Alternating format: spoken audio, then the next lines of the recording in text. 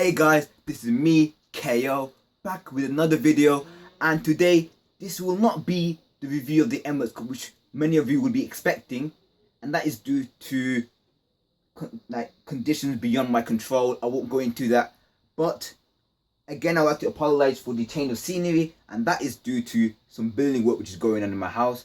So I'm going to be doing the video here today, and this is a topic which is something that I've been wanting to do a video about for quite a long time, and this is about our midfield options. With the 4-2-3 formation which you usually play in, who will be the two in front of the defence and who will be our three attacking midfielders? And I've always wanted to just dwell in the options, talk about different possibilities, but this video will be about our default 5 in midfield. The midfield that I feel will not generally start all our games, but will be the go-to starting midfield basically. And obviously this is my own opinions. I will try and justify each choice that I make. Starting with our midfield general, our CDM, and that is the one and only Francis Coquelin. He has been immense since he has been brought back into the team at the end of last December. A player which none of us at the beginning of last season would have thought would have been such a key member of our squad. But he has come in, taken the role, and obliterated any type of opposition. Flamini and Mikel Arteta are nowhere near his level. And at the age of 24, he's still got many years ahead of him. He has been getting in tackles. He has been a rock in front of our defence. And I think he will be the starter in that position next season.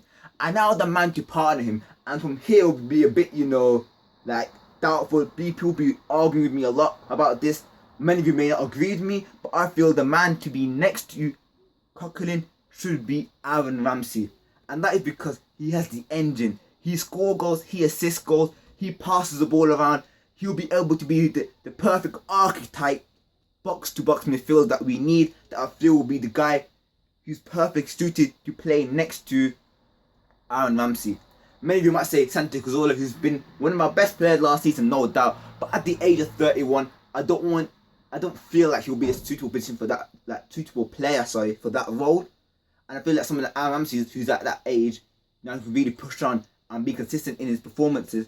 But I do agree that Cazorla has a big shout for that position, but I just feel that Ramsey, with his build and everything, is more suited to that central midfield box-to-box role. Now in Cam, again, I think this is quite, basic really. I think Ozil has that role nailed down. He is, the best playmaker, the best number 10 in the world in my opinion. And in Jose Mourinho's opinion also, I'm sure many of you heard his famous quote, Ozil's the best number 10 in the world. I agree with that. One of the few things that I agree with Mourinho of mine. But I think Ozil, especially at the end of last season and in pre-season, he has been immense with his vision, with his passes that no one really can even predict. From our position of watching football, from bird eyes, we can't even see those passes. Imagine on the actual football pitch, where it's much harder to see those runs that our players are making all across the pitch. He sees them, he makes those runs. And I feel that if you have a world-class striker ahead of him, you can easily rack up 20 plus, 30 plus assists. And that's not even a joke. That is a fact. If he has a player making the runs for him, he'll pick them out. And that's just his job. And that is what he's going to be doing in that role, which is why I think he's a perfect number 10 for Arsenal. On the left wing, our best player last season, Alexis Sanchez. Currently, obviously, he's still on extended leave from the Copa America. But I feel obviously when he comes back in and gets his fitness up again, he'll be suited for that left wing role. He'll be able to cut in, score goals that he's been doing all season, and just be the hard-working, energetic Chilean that he's always been for us since day one that he's been at Arsenal. And I think he'll just stay there. He might shift to the right wing, Arsenal wing, depending on different formations, different tactics, different games. But I think right now the left wing position is his natural position that he's been playing in since he's been at Arsenal. And there's no real reason to change that, as he scored 25 goals last season. And no point changing the winning formula. Now the right wing, again a position of debate. I would go with currently starting 11 midfield right winger Theo Walcott and not Oxlade-Chamberlain. This is something which many of you might debate. I'm saying, oh no, Theo Walcott, he hasn't got the dribbling, he hasn't got the engine, the tracking back, blah blah blah. But I do feel that at the moment Walcott, from the wings, he poses a much more danger, a much more of a threat, to defenders than as a centre forward. Because as a centre forward, the centre backs will be marking you. They expect you to make runs they'll be sticking to you. You can't really hold the ball up. Walker, he can't really hold the ball, bring others into play. He's more of a guy who just runs in behind defenders. But from a wing position, right wing or left wing, he can cut in the blind spot of defenders in between the fullback and centre back and make runs when the defenders are more preoccupied with the centre forward. Which is why Wenger pointed out in a recent interview that Walker plays better when he has a more archetypal big centre forward, i.e. someone like a Giroud, because Giroud will be occupying the defenders, hustling with the centre backs, and he'll be like, you know, kind of like undercover, make a run, and then players will be able to pick him out and he'll be through on goal, which is what I feel is more dangerous from a wing position, either from a left wing or a right wing. But I think right wing suits him more because he can straight away cut in on his right, basically make a run on his right foot and shoot and hopefully score. And that's another thing about Walker, his finishing is much more better, and his goals assist ratio compared to games is much higher than Chamberlain at the moment. I think Chamberlain can develop and hopefully will develop into a better player than Walker in the future. But at the moment, I still think he needs to add more goals and assists to his game. But I do feel that this could be the season where he usurps Walker. But that's healthy to competition. If this pushes on Chamberlain to become a better player, I'm all for it. And hopefully he's also push on Walker to keep his fitness and also help the whole squad in general, basically. Because I feel like we need the options, especially like in the attacking position where a lot of players get injured. And we need a big squad. Players like Jack Wilshere I haven't mentioned at all. Jack Wilshere, another player, he can play in Ramsey's position. He can play in Ozil's position. He can be a player, he's a great dribbler.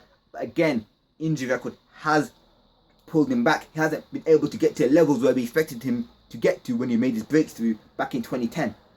And then you have other players you can play like bit roles. You have players like Mikel Arteta, who is our club captain by the way, but he's had a lot of injuries last season, so we haven't really seen him with the armband. And obviously with Coquelin's emergence, he hasn't really been a starting player. You have other possibilities. Obviously you have Giroud in the starting role. We have Welbeck who can play on the wings. Again, Welbeck can play as a left winger, as a right winger, also in strike. And I think that our squad right now is quite, you know, in terms of depth, is really like full, like with quality, not just quantity. You have again a player I've forgotten about, Thomas Vizicki. How can I forget about the Mozart, Thomas Vizicki?